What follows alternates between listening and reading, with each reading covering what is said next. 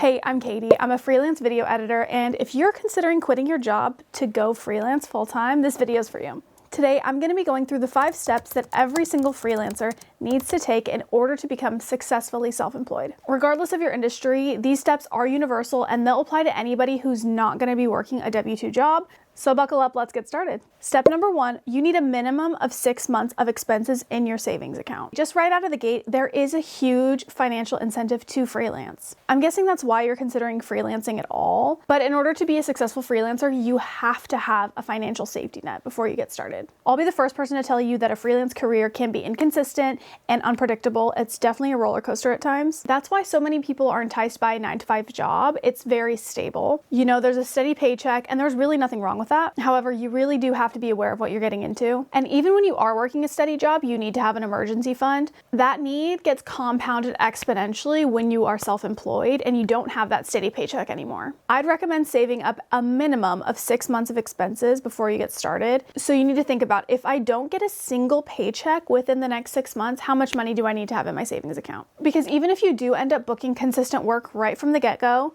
which you might not, but if you do, sometimes companies have really strange contract terms. I'd say most companies are on a net 30 system, meaning that you'll get paid 30 days after you send your invoice. But I know of some companies that are on a net 60, a net 90, or even a net 120. Think about that.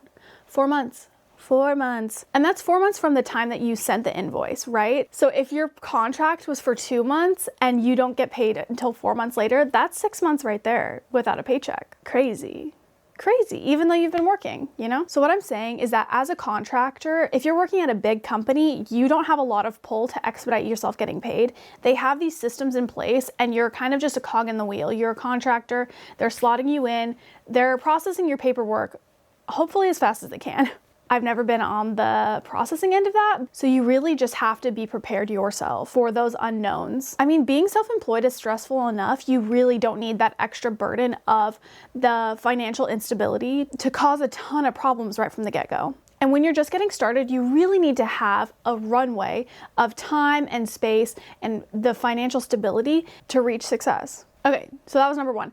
Number 2, you need to have a separate checking account for your business. Now, first of all, when you think of yourself as a freelancer, you have to start thinking of yourself as self-employed and as running a business. So you need to have a separate checking account from your personal checking account for all of your business transactions. Now, I'm not any sort of financial consultant or financial expert by any means, but I have been doing contract work for about 6 years. And if you're thinking about freelancing at any point during this year, you should do this today. You should open up a separate checking account for all of your business transactions. You don't even really need to have a business checking account. That's an option. You just need to have it separated. It's just complicated and not necessary. The main point is to have something separate.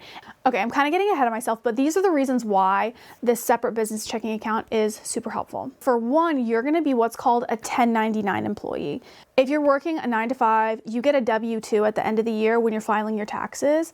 But when you're a freelancer, you get what's called a 1099. It's just a different tax form and a different tax classification. So when you're a 1099 employee, you can claim deductions. So that's things like gear, travel, your website, apps, subscriptions, anything that you're buying to run your business. Well, I'm going to pause myself. Not everything, but most things you can deduct as expenses. And if you're interested to know what kind of deductions, expenses I take as a freelance video editor, drop a comment, let me know, and I can go into that. So anyway, you can't take deductions as a W-2 employee. That's a perk of being a 1099 employee, of being a contractor. So you want to keep track of those things, and doing that in a business checking account is the best way to do it. Because when you're doing your bookkeeping, you want to have everything associated with your business running through one account. It'll be much easier to do your taxes and much easier to reap those benefits. And also there's this thing called piercing the corporate veil. You don't want to be intermingling your personal expenses with your business expenses.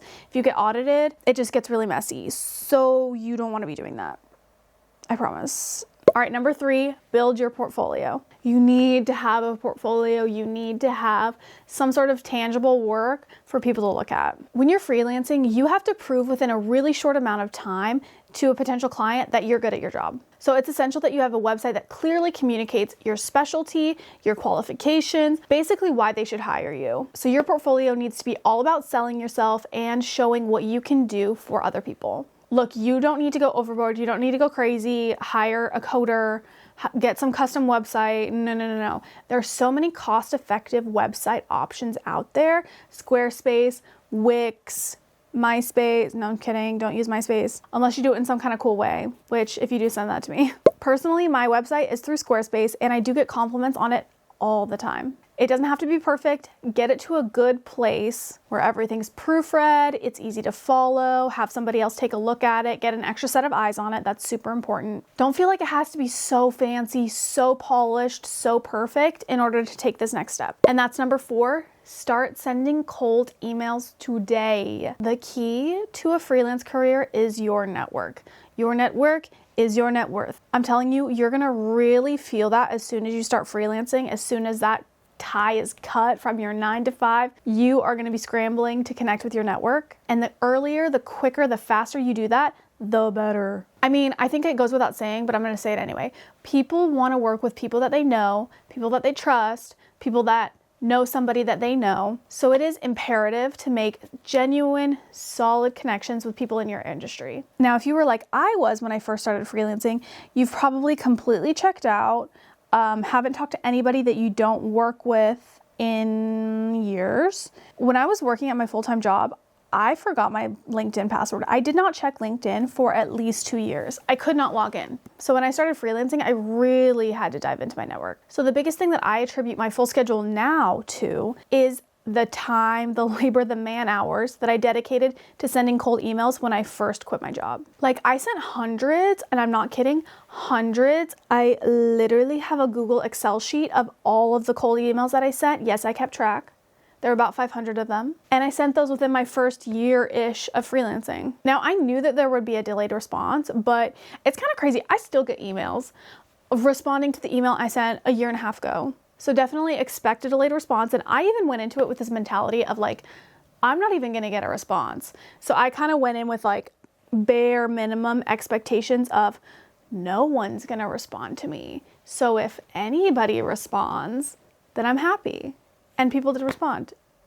And that's what this is. And I sat down with the president of the Disney Channel and I said, I wanna make history. So yeah, if you want to freelance, you want to do contract work, do not delay in getting your name out there because there's going to be a delay on the end of the person doing the hiring. Once you've got your portfolio in a good enough spot, and when I say good enough, just lean into that. Once it's in a good enough spot, you should be reaching out, trying to make connections. It really does take a minute to get your name in front of somebody, and you could reach out to the wrong person. They'll have to send your portfolio to somebody else. You know, there's a trickle-down effect, and it takes some time. So it's better to get that ball rolling before you start freelancing. I really didn't send out that many cold emails until I quit my job.